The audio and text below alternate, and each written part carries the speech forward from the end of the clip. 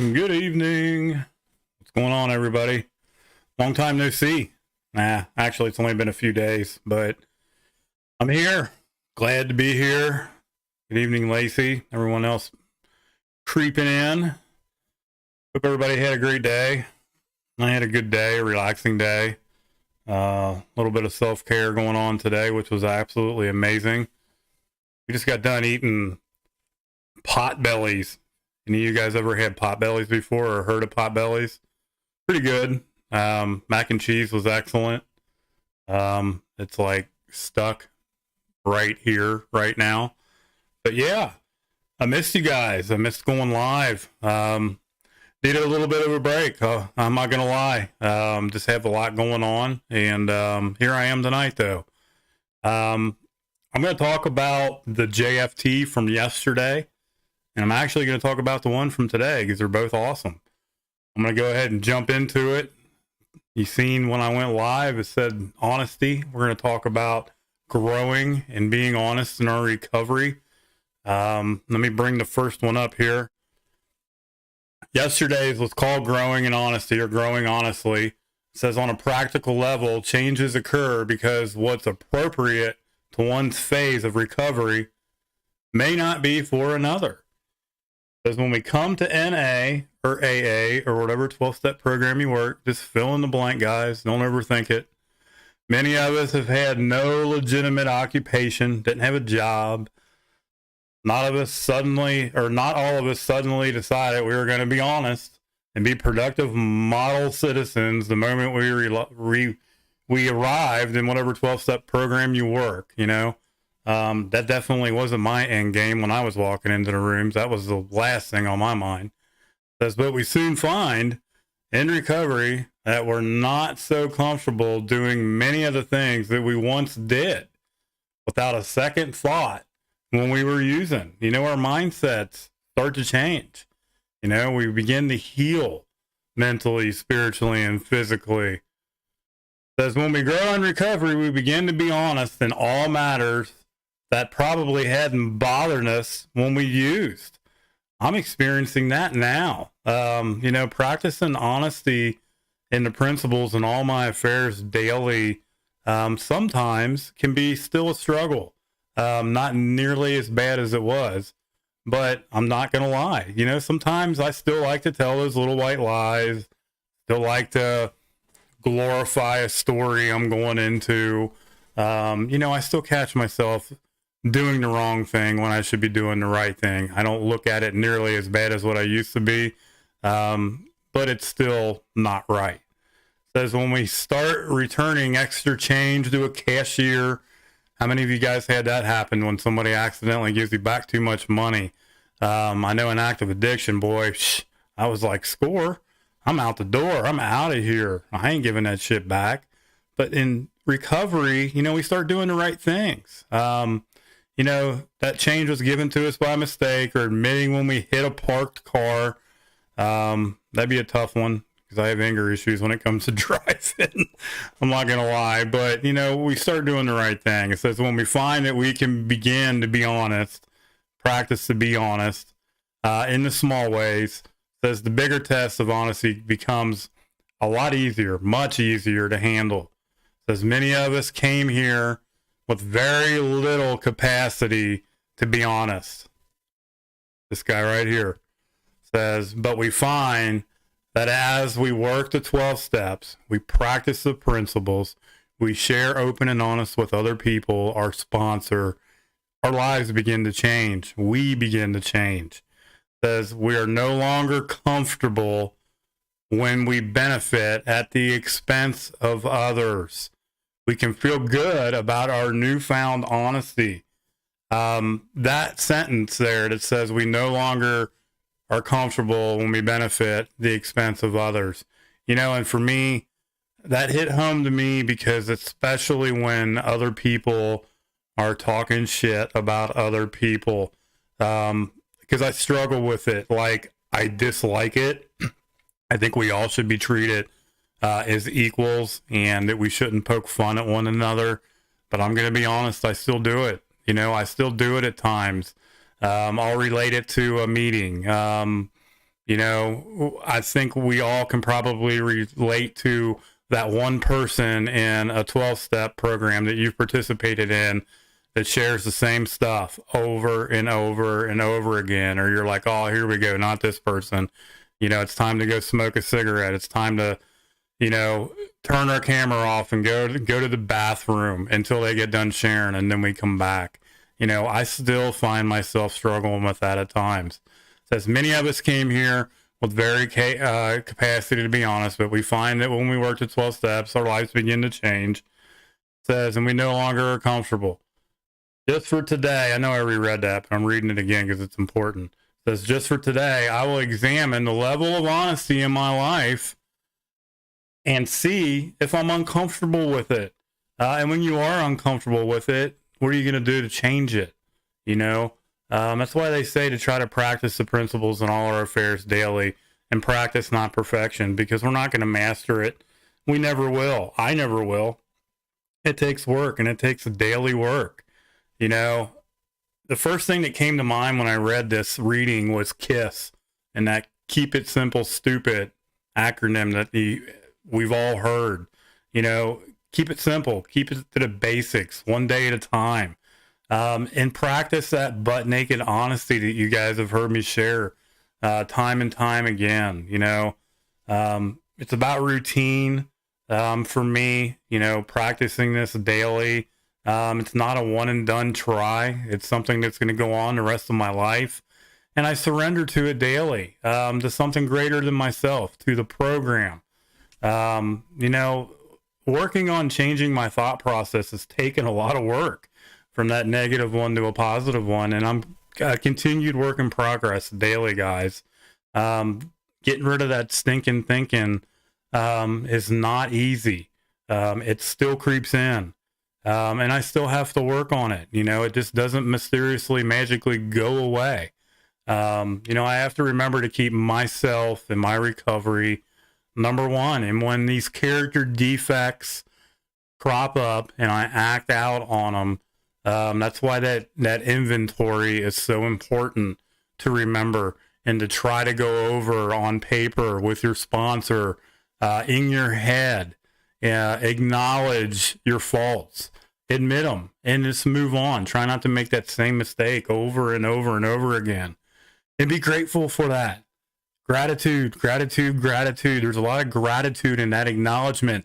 Even if you are failing, it's okay. Failure is okay. Not to be perfect is okay. At least you're trying today. You're applying yourself. You're putting in the work. That's what's important. I remind myself daily of that. I remind myself daily to slow myself down, remember how far I've came, and how far I can possibly go. And no matter what, if I don't pick up, you know, limits are, what word am I wanting to use, Addy? Unstoppable. You know, it's limitless. You know, the sky's the limit. There we go. Total brain fart. Still happens. But we all have choices and opportunities daily, guys. Go after them. Chase them like you used to chase your dope. Don't limit yourself. I love saying that. Don't limit yourself. Don't beat yourself up. And that's going to go right into the next reading for today. Not limiting yourself, not beating yourself up, and giving yourself a break. How many guys have heard me talking about those quarters in that ass-kicking machine? I know a lot of people in here listening tonight have heard me say that. They're probably sick of hearing me saying it, but tough shit. Call your sponsor. And if you are my sponsor, call your sponsor. I love you, brother. I know you're in here. The next one is the value of the past. Not beating yourself up over the past. It says with the first-hand experience in all phases of illness and recovery is of unparalleled therapeutic value. We're here to share it. We're here to recover out loud, people. Share it freely with an addict who wants to recover. You guys know I'm big on recovering out loud and sharing my experience, strength, and hope. I could not pass this stream up tonight. Most of us came into the program with some serious regrets, some pain, some hurt. We had never finished high school. We had missed going to college. We had destroyed friendships and marriages. You know, this has got me written all over it. We'd lost jobs. I went to prison over my job. And we knew that we couldn't change any of it. We may have thought that we'd be always regretful and simply have to find a way to live with our regrets. Well, let me tell you, that's a bunch of horseshit, because you don't have to live with that regret. You don't have to live with that guilt and shame. I'm here to say, if you recover out loud and share it with the like-minded people of whatever 12-step program you work, that pain shared is pain lessened. Trust me. On the contrary, we find that our past represents an unstoppable gold mine the first time we're called to share with it with a struggling newcomer. You know, you get to share your experience, strength, and hope with another person in recovery, somebody that may be struggling. As when we listen to someone share their fifth step with us, and we can give a special form of comfort that no one else could provide, our own experience. We've done the same things. We've had the same feelings of shame and remorse and guilt. I could go on and on. We've suffered in the same way. Only addicts can suffer. Only alcoholics, people that struggle, can suffer. It's that relatable experience. We can relate. So can they. Our past is valuable. In fact, it's priceless. I love this because we can all use it to help the addict who still suffers. Our higher power can work through us when we share our past.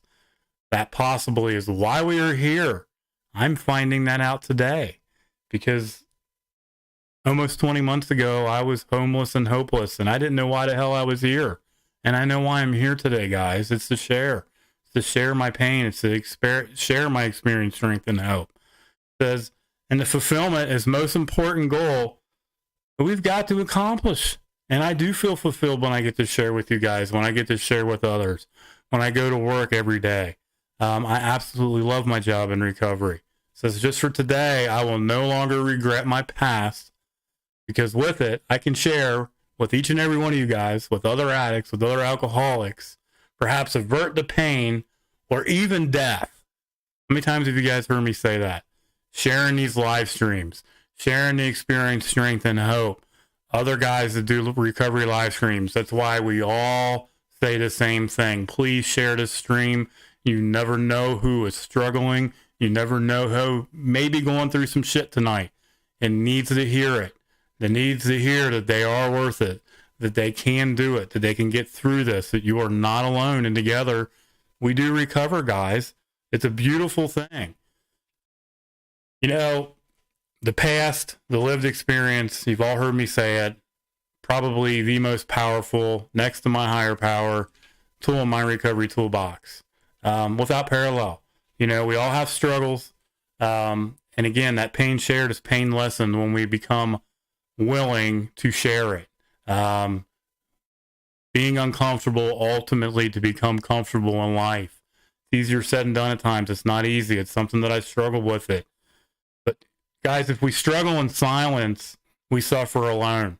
Don't beat yourself up. Give yourself a break. Don't isolate like I used to for a really long time, to the point to where friends and family were looking in obituaries to see if I was still alive.